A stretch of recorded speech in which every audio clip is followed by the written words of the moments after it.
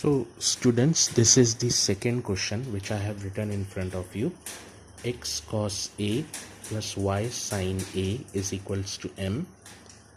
X sin A minus y cos A is equals to m. और जो prove करना है वो ये पार्ट है. आपको प्रूव करना है x square plus Y square is equals to m square plus N square. जो चीज़ प्रूव करना है, ये जो अगर आपको ऐसे क्वेश्चंस आते हैं, है ना, और जो चीज़ प्रूव करना है उसमें आपको कहीं कोई ट्रिग्नोमेट्रिक फंक्शन दिख ही नहीं रहा है, सिर्फ एक्स वाई एम और एन दिख रहे हैं, तो ऐसे जो क्वेश्चंस हैं we consider it under the category of elimination of theta. हम इसको किस कैटेगरी के अंदर पढ़ेंगे?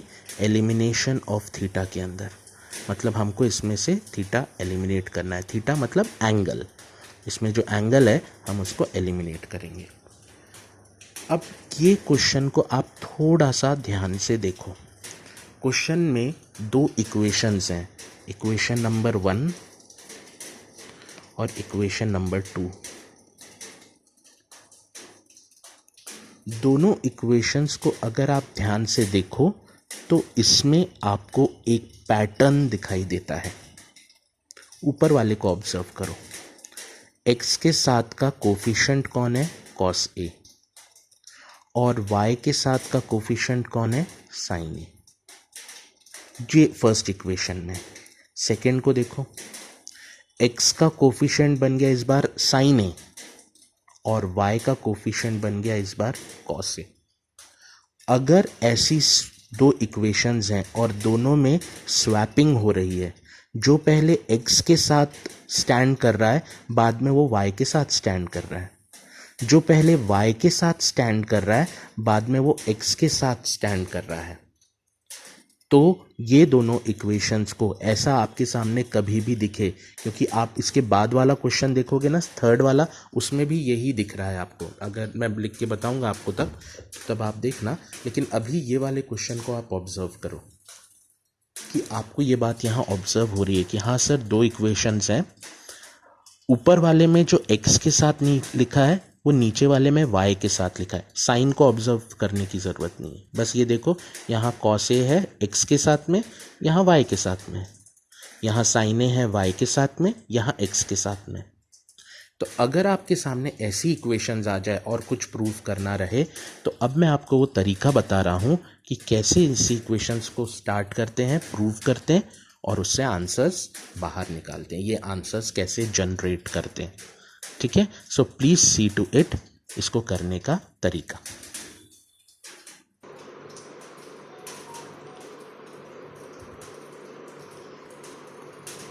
So students, now I am showing you the method to how to solve it. Please see to it. X cos A minus y plus y sin A is equals to m, and x sin A minus y cos A is equals to n. अभी मैं इसमें क्या करूँगा, या तो इस पूरी quantity को या फिर इस पूरी क्वांटिटी को, ये आपका जजमेंट है, आपको डिसाइड करना है आप किसको एलिमिनेट करना चाहते हो. या तो x को एलिमिनेट कर दो या तो y को एलिमिनेट कर दो, ये आपकी चॉइस रहेगी ऐसे क्वेश्चंस में हमेशा. या तो आप x वाली पूरी क्वांटिटी को एलिमिनेट करोगे या तो आप y वाली पूरी क्वांटिटी को एलिमिनेट करोगे. It is completely your choice, है ना. तो अभी मैं x वाली क्वांटिटी को एलिमिनेट करूँगा. मतलब ये पूरा टर्म दोनों इक्वेशंस में से, इक्वेशन नंबर 1 और इक्वेशन नंबर 2, दोनों इक्वेशंस में से ये वाला टर्म एलिमिनेट करूँगा. ये मुझे काफ़ी कुछ साइमल्टेनियस इक्वेशन की याद दिलाती है जो कि हम क्लास 9th में पढ़ते थे. उसमें भी ऐसी इक्वेशंस रहती थी, साइमल्टेनियस इक्वेशंस. तो ये मुझे उसकी याद दिला रही हैं. लेकिन ठीक है, मैं इसको सॉल्व करके आपको बताता हूँ कि कैसे मैं इसको एलिमिनेट करता हूँ. मेरी इच्छा हो रही थी कि मैं ये वाली क्वांटिटी को, आप चाहते तो इसको भी कर सकते थे, तो मैं अभी इसको करता हूँ. ध्यान से देखिएगा कैसे करूँगा. तो मैंने यहाँ देखा कि x के नीचे cos A है, x के नीचे sin A है. तो सबसे पहले मैं x के जो सामने नंबर्स हैं उनको एक जैसा बनाऊंगा। यहाँ कौन नहीं है, साइन ए नहीं है, और यहाँ कौन नहीं है, कॉस ए नहीं है। तो मैं इस पूरी इक्वेशन को साइन ए से मल्टीप्लाई करूँगा और इस पूरी इक्वेशन को कॉस ए से मल्टीप्लाई करूँगा। तो मैं फर्स्ट इक्वेशन को साइन ए से मल्टीप्लाई कर रहा हूँ। क्यों साइन ए से करा मैंने? क्योंकि यहाँ x के आगे कॉस ए था, लेकिन नीचे वाले में x के आगे साइन ए था, तो मुझे यहाँ साइन ए चाहिए था, तो इसलिए मैंने फर्स्ट को साइन ए से करा।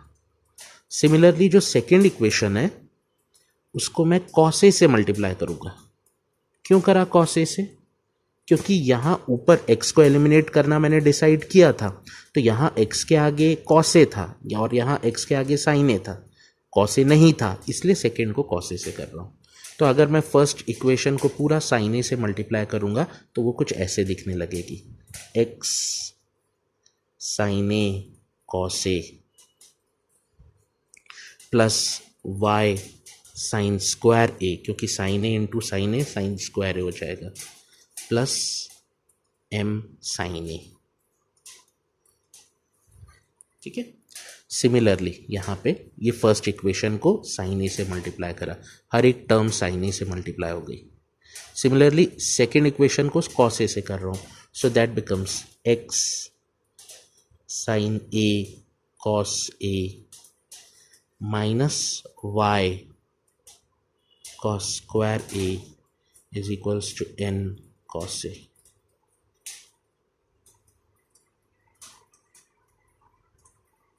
Is this clear? First equation को साइन ए से, सेकेंड इक्वेशन को कॉस ए से। अब मेरे पास दो इक्वेशंस वापस बन गई हैं, जिनको मैं कह रहा हूँ 3 और 4। ये नहीं है, पहले 1 2 थी, अब 3 4 थोड़ा सा अलग दिख रही हैं। अब मैंने आपसे कहा था मुझे x ये वाली क्वांटिटी को एलिमिनेट करना है, मतलब मैं इसको पूरे को गायब करना चाहता हूँ। कैसे करूँगा? अगर ये दोनों सब्सट्रैक्ट हो जाएं तो ये दोनों एक, क्योंकि एक प्लस एक माइनस हो जाएगा तो ये पूरी टर्म गायब हो जाएगी। तो मैं क्या करूँगा, फोर्थ इक्वेशन को थर्ड इक्वेशन से सब्सट्रैक्ट करूँगा। ये मेरी थर्ड इक्वेशन है, थर्ड इक्वेशन से फोर्थ इक्वेशन को सब्सट्रैक्ट करूँगा, थर्ड से फोर्थ को करूँगा। मतलब जहाँ फोर्थ इक्वेशन लिखी है ना, वहाँ पे पूरा एक माइनस का साइन लगाऊंगा, और माइनस का साइन लगाने के बाद ये सारे साइंस चेंज हो जाएंगे। तो मैं थर्ड से फोर्थ को माइनस कर रहा हूँ, और माइनस करने के बाद कैसे लिख रहा हूँ ध्यान से देखना, x sine A cos A plus y sine square A is equals to m sine A. ये मैंने थर्ड लिखी। अब फोर्थ को सब्सट्रैक्ट कर रहा हूँ, मतलब फोर्थ इक्वेशन जहाँ लिखी है उसके आगे माइनस का साइन आएगा, तो ये सारे साइंस चेंज होंगे। अब देखो कैसे चेंज हो रहे हैं, minus x sine A cos A plus y cos square A is equals to minus N cos a. Third minus fourth, पहले नहीं था यहाँ प्लस का साइन, देखो फिर माइनस का, हर जगह का साइन चेंज हो गया। और अब इनको ऐड करता हूँ वर्टिकली, इसको वर्टिकली ऐड करा तो ये तो कैंसल आउट हो जाएगी पूरी की पूरी। ये बन जाएगा y sine square A plus y cos square A is equals to m sine A minus n cos A. So this will become, इसमें से y कॉमन निकल जाएगा and this will become sine square A plus cos square A is equals to m sine A minus n cos A. मतलब sine square A plus cos square A कितना होता है 1, तो y into 1 बन गया y is equals to m sine A minus n cos a. y is equals to m sine A minus n cos A.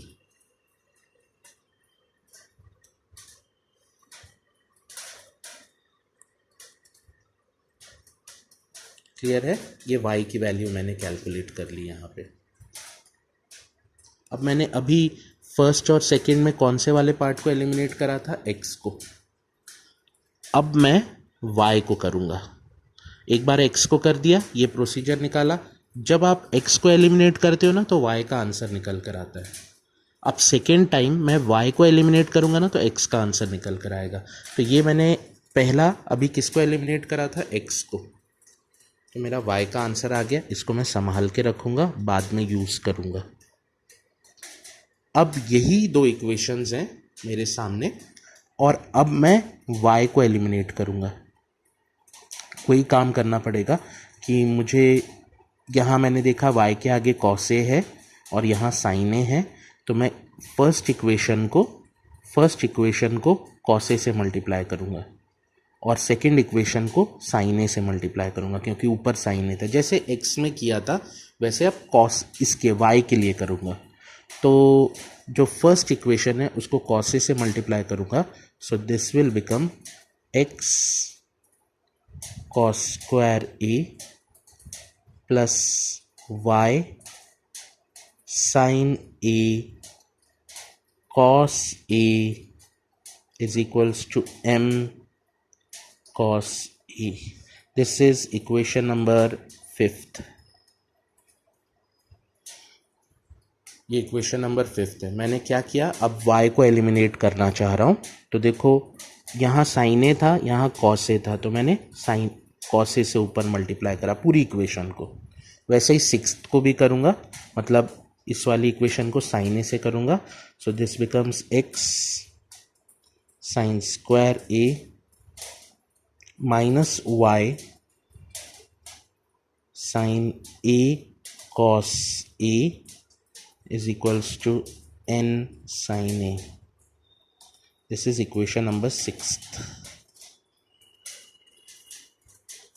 अब already यहाँ पे मुझे ये अपोजिट साइन के साथ दिख रही हैं। देखो यहाँ पे जो दो इक्वेशंस थी ना, इनका साइन एक जैसा था, प्लस प्लस, इसलिए मेरे को फोर्थ को थर्ड से माइनस करना पड़ा। यहाँ तो ऑलरेडी साइन अपोजिट है, इसके और इसके आगे का साइन अपोजिट है, प्लस माइनस है, तो मैं इन दोनों इक्वेशंस को ऐड कर दूंगा। तो ये जैसे ही ऐड होंगी तो 5th will be added to 6th।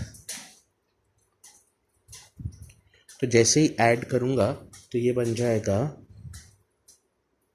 x cos square a plus x sine square a, ये टर्म पूरी कैंसिल आउट हो जाएगी, plus y sign A cos a minus y sign A cos ए, और यहाँ पे बन जाएगा m cos A plus n sign ए। आपने ऐड करा ना, इसलिए यहाँ बीच में प्लस का साइन आया। यहाँ सब्सट्रैक्ट करा था ना, इसलिए इन दोनों के बीच में माइनस का साइन आया था। तो इसमें से x कॉमन निकलेगा और अंदर बच जाएगा कॉस स्क्वायर ए प्लस साइन स्क्वायर ए,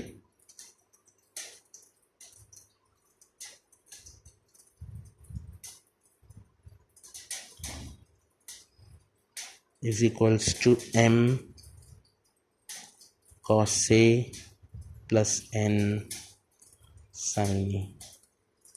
ये तो 1 होता है, cos square a plus sine square है, तो ये बन जाएगा x into 1 x is equals to m cos a plus n sin a।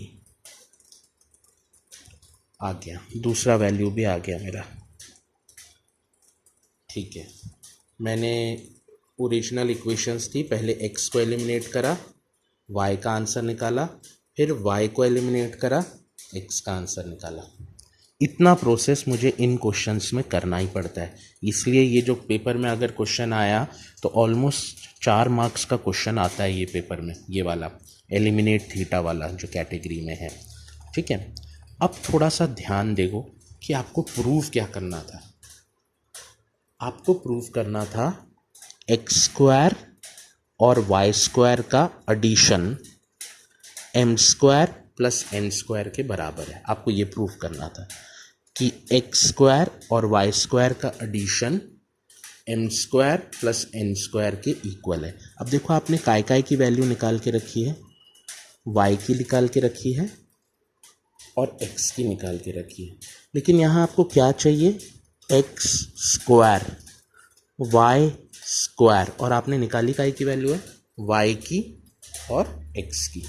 तो आप सबसे पहले यहाँ पे एक्स स्क्वायर और वाई स्क्वायर की अब वैल्यू निकालेंगे। वाई और एक्स की निकाल के रखी है ना, तो अब आप एक्स स्क्वायर और वाई स्क्वायर की कैसे निकालेंगे, सिर्फ इसका स्क्वायर कर दो। तो अगर मैं इसका स्क्वायर करूँगा तो ये ऐसा दिखेगा, Y square is equals to M sine A minus N cos A का होल स्क्वायर, क्योंकि LHS में स्क्वायर करा तो RHS में भी करना पड़ेगा, LHS में स्क्वायर करा तो RHS में भी करना पड़ेगा, तो मैंने LHS में करा तो RHS में भी। अब इस ब्रैकेट को ओपन करूँगा, अगर ये ओपन होगा तो ये कैसा दिखेगा, ध्यान से देखना। हाँ, a minus B the whole square, क्या होगा formula, A square M square sine square A square plus B square plus N square cos square A minus B the whole square. तो क्या रहता है formula, A square plus B square, ये देखो लिखा A square plus B square minus 2ab, तो minus 2 mn sine A cos A, sine A cos A, 2ab है ना, तो 2m साइन ए 2 इंटू एन कॉस ए, तो mn साइन ए cos ए बन जाएगा। तो ये आ गई वाई स्क्वायर की वैल्यू। ये वाई की आपने निकाली थी, मैंने कुछ नहीं करा, सिर्फ LHS और RHS का स्क्वायर करा, तो ये ऐसा दिखा, फिर इसको ओपन करा तो ये ऐसा दिखा। सिमिलरली यहाँ पे भी वही काम करूँगा, x की वैल्यू निकाली थी, स्क्वायर करूँगा तो ये बन जाएगा X square is equals to M cos A plus N sine A का होल स्क्वायर, जो बन जाएगा एम स्क्वायर कॉस स्क्वायर ए plus N square sine square ए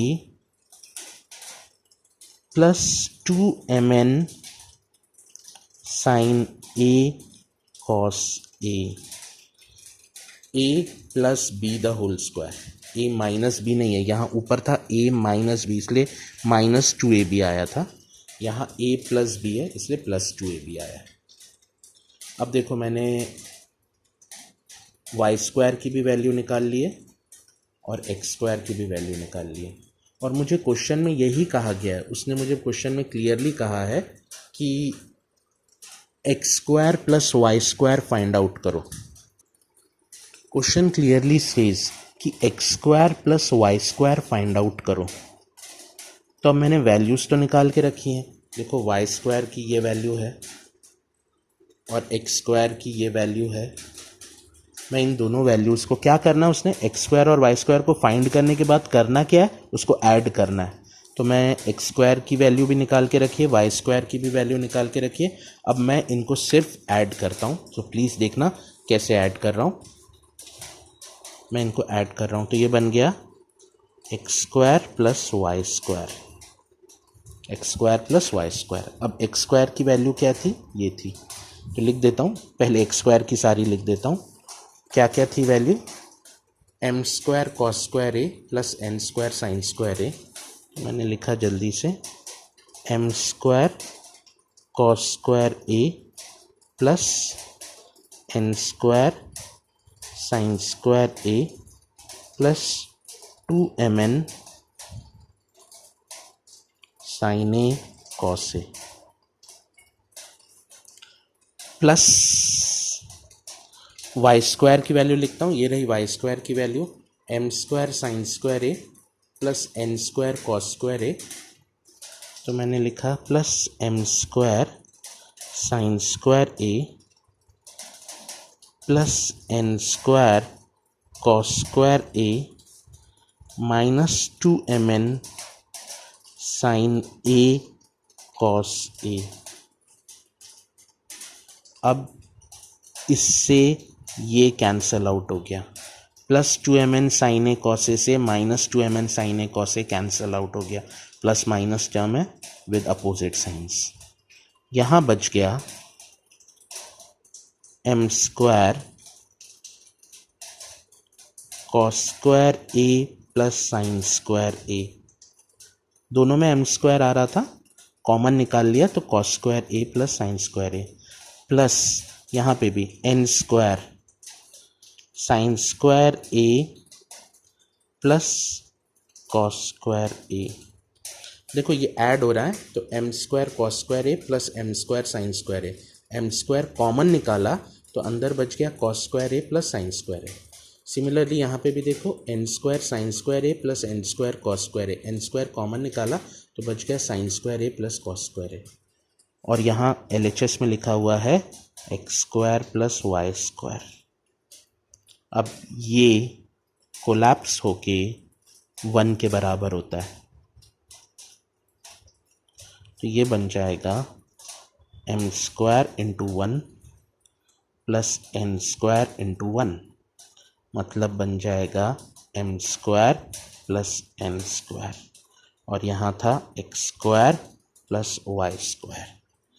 अब देखो x square plus Y square is equals to m square plus N square, और यही मुझे proof करना था, यही मुझे प्रूफ करना था कि x square plus Y square is equals to m square plus N square. Please see to it, आपको ये समझा कि नहीं समझा। ये क्वेश्चन था, इसकी सबसे बड़ी जो इसमें आइडेंटिफिकेशन मार्क था वो ये था कि यहाँ देखो x के आगे जो कोफिशिएंट है सेकेंड इक्वेशन में y के आगे वो कोफिशिएंट है, फर्स्ट इक्वेशन में जो y के सामने है सेकेंड में वो x के सामने है। तो इन क्वेश्चंस को करने का जो तरीका मैंने आपको लिखाया यहाँ पे, इस तरीके से आपको इन क्वेश्चंस को अटेम्प्ट करना है। ये थोड़ा बड़ा भी है तो ये पेपर में भी जब आएगा it will be carrying good amount of marks behind it, ठीक है। So please go through it, और नहीं समझ में आए तो फिर मुझे बताना आप।